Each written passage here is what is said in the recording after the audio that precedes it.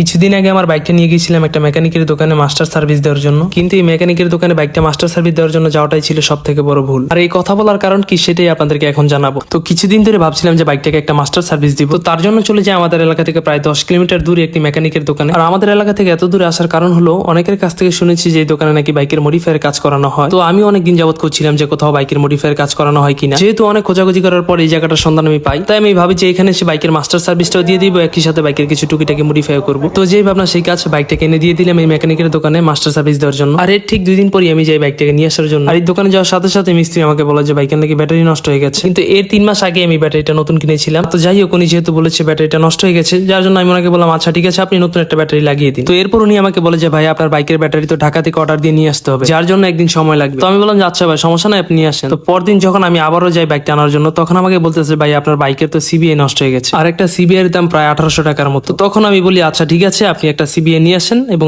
তখন উনি বললো যে সিবিআই নাকি ঢাকা থেকে আনতে হবে, তার জন্য আরেকদিন সময় লাগবে। আর একদিন পর আমি যখন ওনাকে কল দেই, তখন আমাকে বলতেছে ভাই আমার শরীরের অবস্থা খুবই খারাপ, আমি তো আজকে দোকান খুলতে পারবো। তো যাই হোক, পরদিন আমি আবার ওই দোকানে যাই। যাওয়ার পর দেখি যে উনি এখনো বাইকটা ঠিক করতে পারেনি। আসলে বাইকের মেইন যে সমস্যাটা ছিল উনি এখনো ধরতে পারেন। প্রায় অনেকক্ষণ কাটাকাটি করার পর অবশেষে উনি খুঁজে পায় যে বাইকের মধ্যে এটা তারের মধ্যে সমস্যা ছিল, আর উনি এই সমস্যাটা ধরতে না পারার কারণে আমার অনেকগুলো টাকা লস হয়ে যায়। আসলে এখানে আমার আশাটাই ঠিক হয়নি।